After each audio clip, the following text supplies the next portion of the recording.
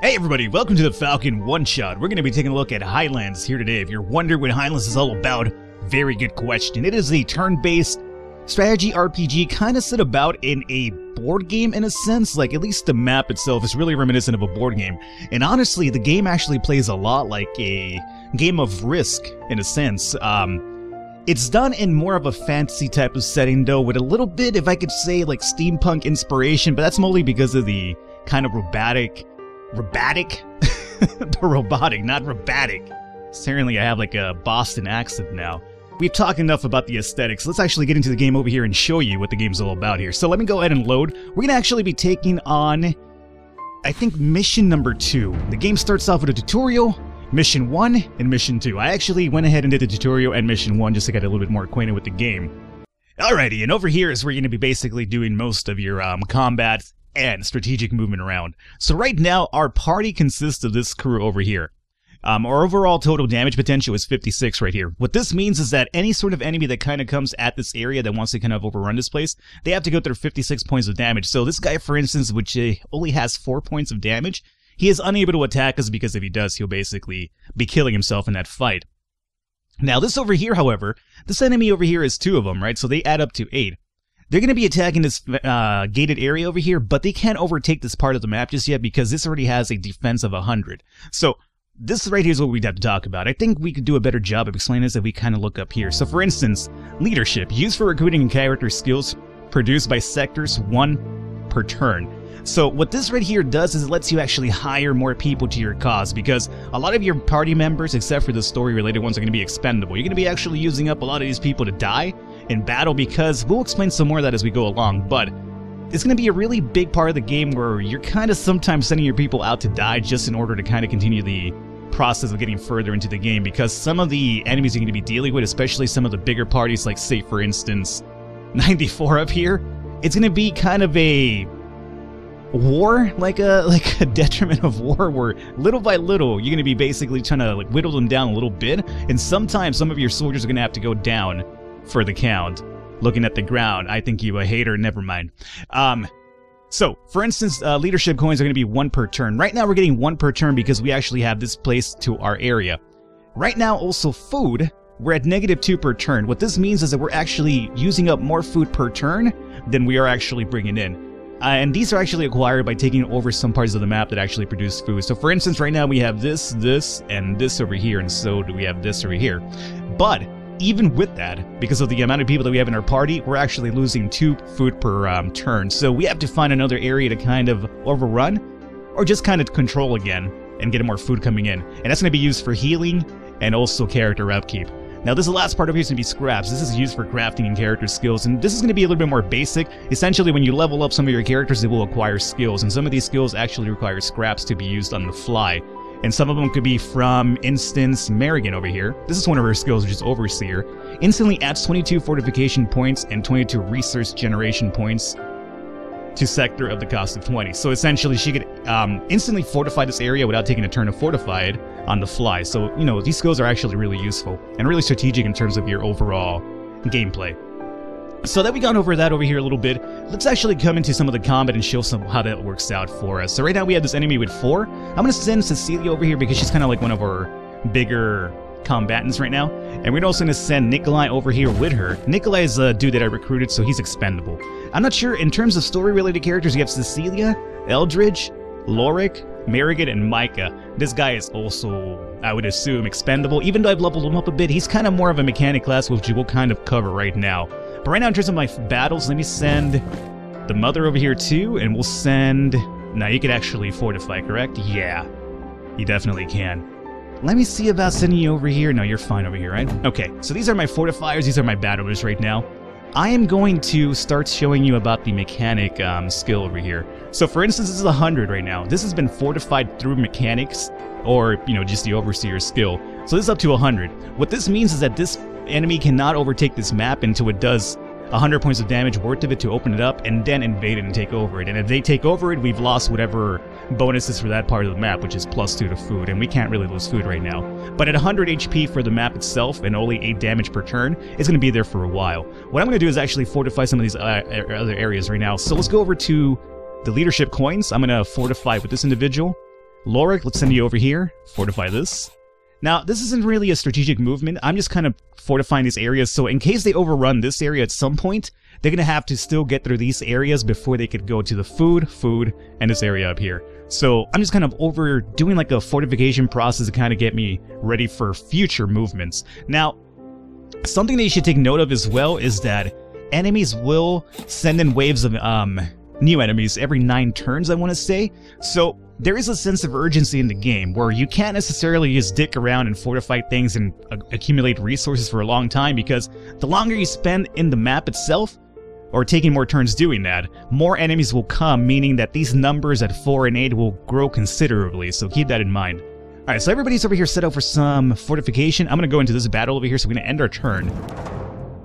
Alrighty, and here's your battle system itself. This is kind of like a dice roll again. Really board game in a sense. Right now this enemy could do a top damage of 1 to 2 right now per roll. We could do 2 to 15, so essentially he's going to more than likely die, assuming we don't roll anything under 4. And what we're doing over here is picking what character we want taking this brunt of the damage. So 1 to 2 will go to the HP of this individual that we choose down here. If you lose HP with an individual, your attack power will also lower over time. But you can restore this over time as well, so we'll show that off right now. So Cecilia right now with 13 HP, she'll basically be able to take damage and not die anyway, so we'll use her. Let's go into attack here. He rolled a 2, we rolled an 8, so we killed him and we took 2 points of damage. Now her HP from 13 went down to 11. We also acquired 2 leadership coins over here and 3 experience. Now, the other thing we have actually here opened up is another portion of the map to work forward to, which we're essentially trying to make ourselves over here to kind of overcome this and beat this mission in a sense. So right now these people over here, or these enemies, roll up to an 8. What I could do right now, Cecilia's damage will carry over, by the way, so essentially if you want her to be top-notch for the next battle, you could drop a heal. So what I'm going to do is I'm going to heal with Merrigan. I'm not too crazy about it because we're not really bringing in extra food, but I'm going to do is just to show it off. So we'll use some medic points over here. Now, this over here, this area that we just took over from the enemy, will bring in 1 extra scrap per turn. We still have to actually capture this area. What you could do to capture this area is with your leaders, which is Cecilia and Eldridge, and whoever else you appoint as a leader. We'll be able to take this area for resources, so what I'm going to do with her is actually activate the resource generation. I could have done this as well with Merrigan, by the way, by using the Overseer to instantly acquire the area and also fortify it, but I'm just going to conserve some of those points right now. So she's going to go into healing Cecilia. Cecilia's going to actually just activate the resource to take over this area and get some more scrap over time. Nicholas is going to hang out and guard. Now, our defense, or at least our attack points, went down to 9 from, I think it was 26 or something. Meaning we could actually still hang out over here and do this without this enemy over here attacking. They're not going to attack because they could only roll an 8. We're at 9 right now. So if this was either even or lower, they would actually attack, and then we would be in a really tough spot right now.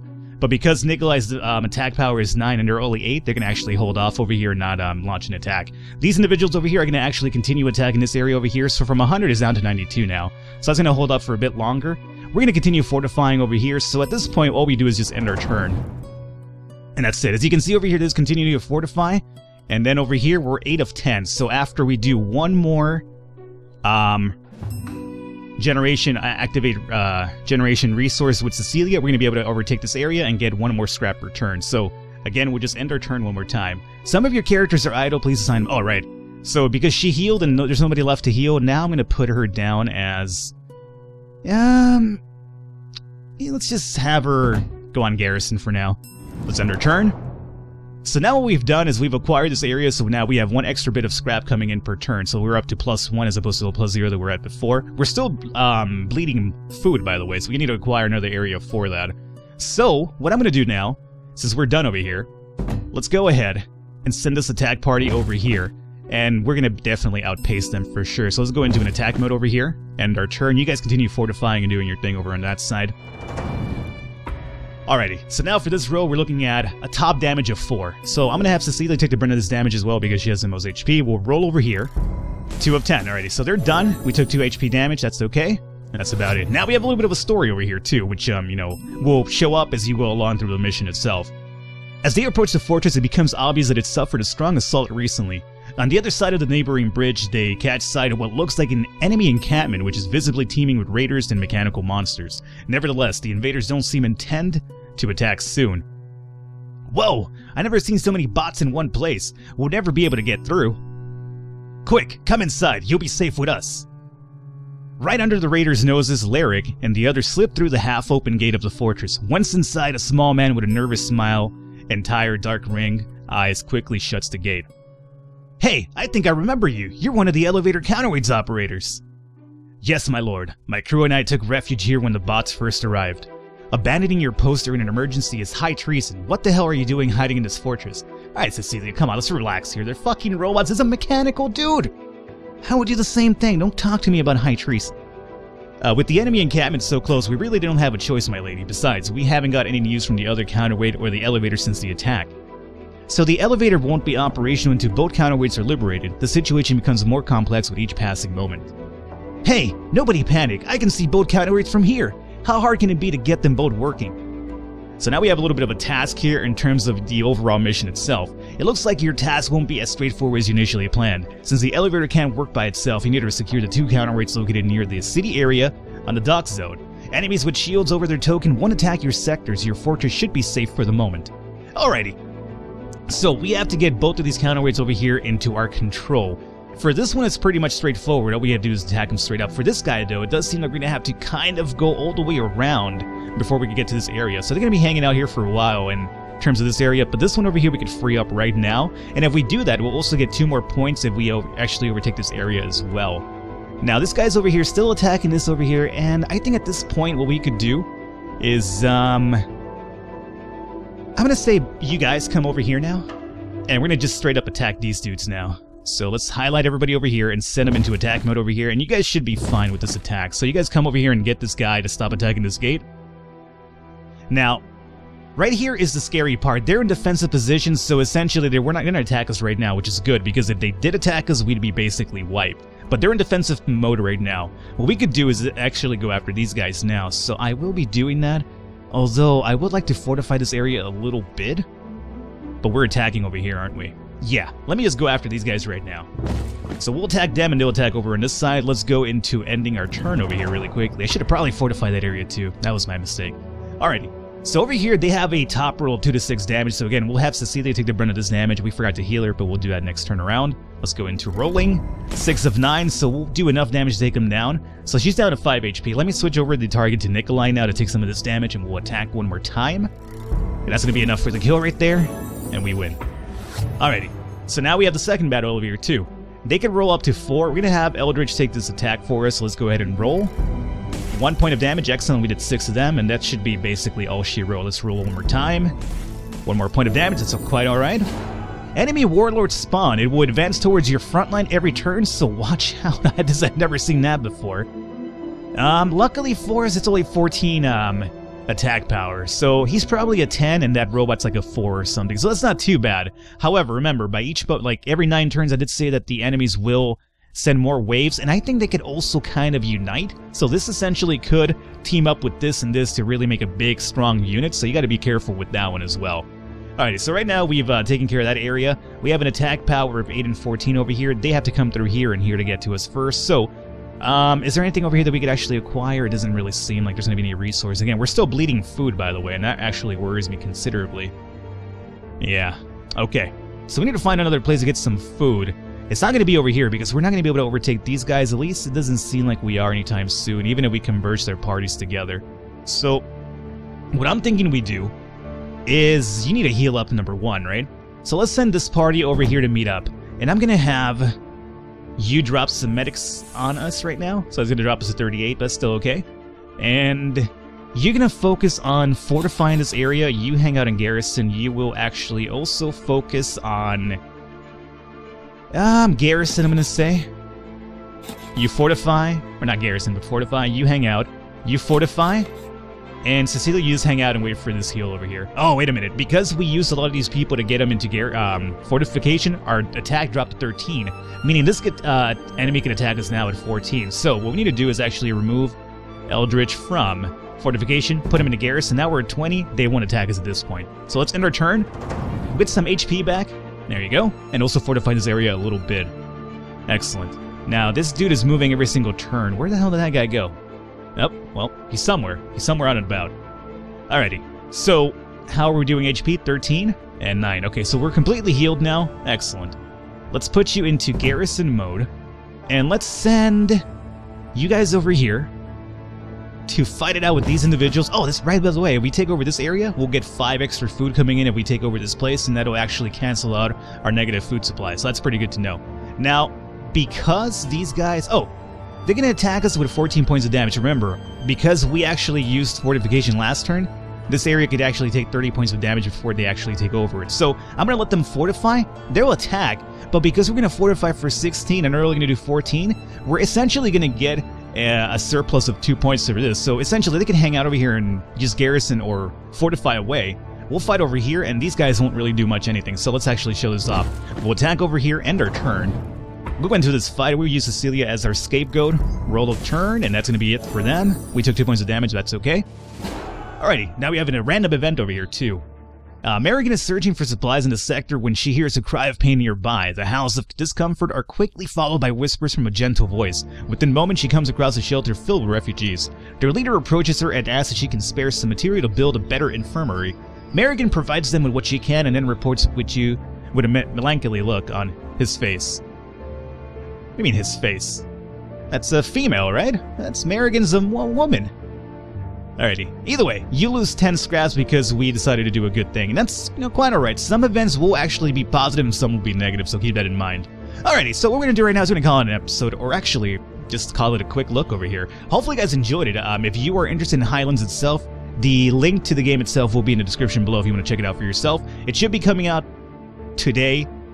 Today's Monday. But the video's going to be coming out on Tuesday, so the game should be coming out full release on Tuesday, so keep that in mind. When this comes online, this video does, the game should be already available to the public there. So, check it out if you liked it. I actually having a good time with it. I'm going to probably continue playing it off camera myself because it's kind of really a fun game, and the strategic movement is actually pretty good. I didn't really show too much of the combat advanced because unfortunately we'd have to kind of do like this whole entire mission for that.